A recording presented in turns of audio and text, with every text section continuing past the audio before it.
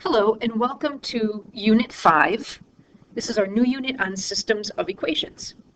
Today we're going to take a look at what systems are and one way to solve a system. So a system of equations just means two or more equations together. So if you have two equations like we saw in our earlier unit, like Henry and Emile, we had one equation for Henry, another equation for Emile. That would be considered a system of equations. A solution to the system is when you find a coordinate pair that works for both equations. So a solution is a coordinate pair, an xy pair, that satisfies each equation, which means that it works in both equations at the same time. So in the case of Henry and Emile, it would be the point where Henry and Emile are at the same spot, when the little brother catches up to the big brother. So if you're thinking about two lines, a solution is where the two lines intersect. And that's what we're going to take a look at first.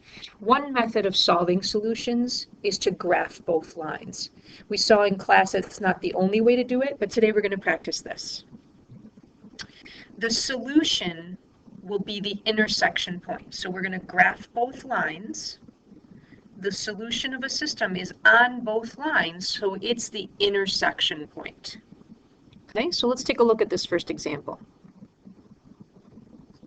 In this example, it says use the graph to solve the system of linear equations. Then check your solution algebraically. So we have two equations here. 2x plus y equals 7, y minus 3x equals negative 3. In order to graph them, first they have to be rewritten in y equals mx plus b form, because right now they're not in that form. So we have to rewrite both equations just like we've done in class in the past. So in the first equation, 2x plus y, I want the y by itself. I'm going to isolate y. So to do that, I'm going to subtract 2x from both sides. And when I do that, the 2x's cancel, and we have y equals 7 minus 2x. So now when I do that, I have my equation in the form that I want, and I can see that the y-intercept in this line is 7, and my slope is negative 2. So I know how to graph that line. Okay, in fact, I'm going to do that right now. I'm going to find my y-intercept of 7, so I'll make it a point on my graph at 7. And then my slope is negative 2, which I know means negative 2 over 1. So I'm going to, it's rise over run. I'm going to go down 2 to the right 1, down 2 to the right 1, down 2 to the right 1. I'm going to make some points here, and then I'm going to get my ruler and connect the line. Once I have my ruler and I've drawn my line in, I have to make sure to label the line, because this won't be the only one on here. So right on the graph, right next to the line, I'm going to label it with the equation of the line. This one is y equals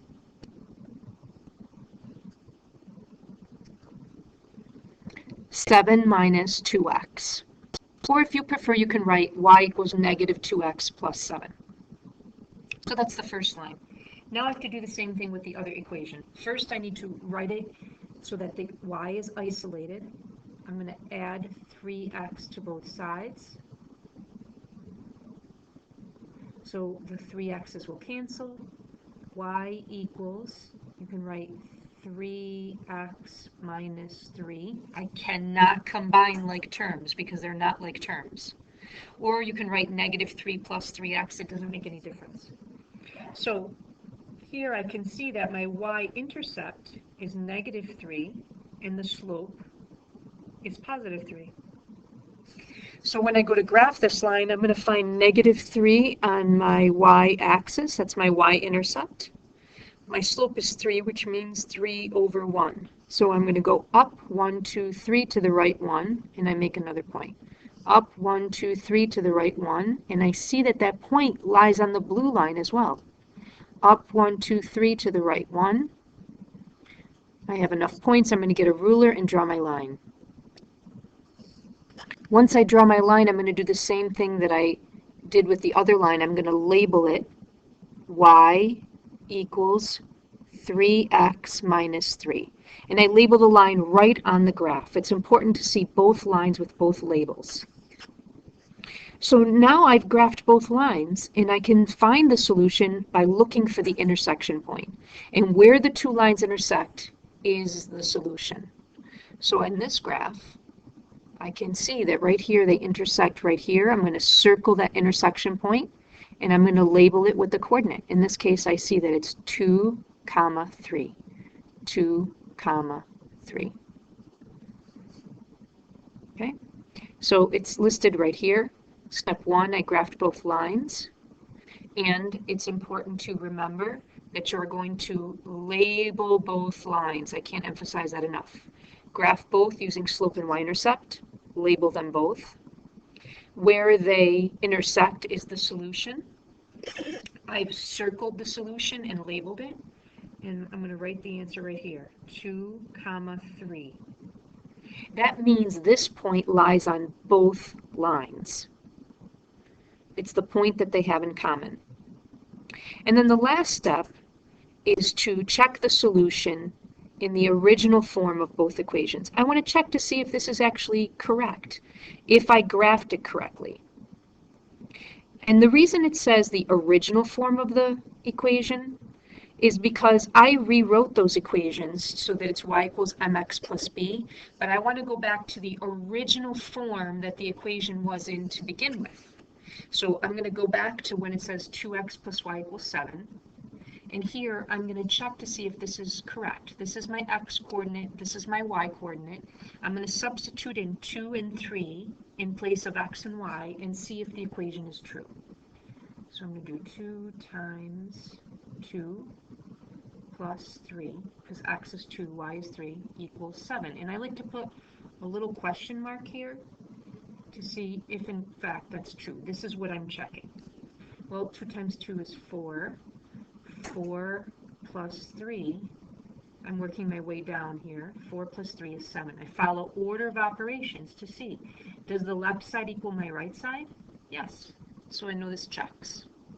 I'm going to do the same in my other equation. I go back to the original form.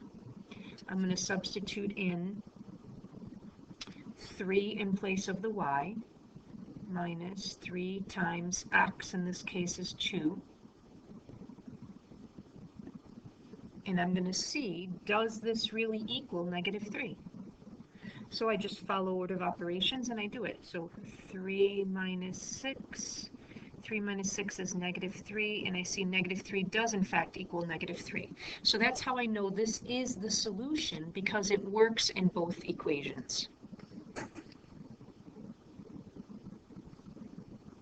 What I'd like you to do now is turn to the back of your paper, and you're going to try this on your own for questions 1, 2, and 3. For number 1, it's ready to go. You can read the slope and the y-intercept right off the bat. You can see in this first one that your y-intercept is going to be negative 4, and your slope will be 1. When there's no coefficient in front of the x, you know it's just 1. So you can graph that one. For the second line, you see here that the y-intercept is 5. Your slope is negative 2. So go ahead and graph those two lines, find the intersection point. When you get to question number 2, before you graph this first one, you're going to have to rewrite that equation to isolate the y. Get the y by itself, so then you can see what the slope and the y-intercept are. The second equation is already done for you. When you get to number 3, you're going to have to rewrite both of those equations to get it into y equals mx plus b form. Once you find a solution, I'd like you to check it into both equations. So checking into both equations means that you're going to put the equation from its original form, and then whatever you find your solution is, you're going to substitute it in place of x and y to see if your equation is true. Okay, so go ahead and try those, and bring your work into class, and we'll share the answers then. Thank you.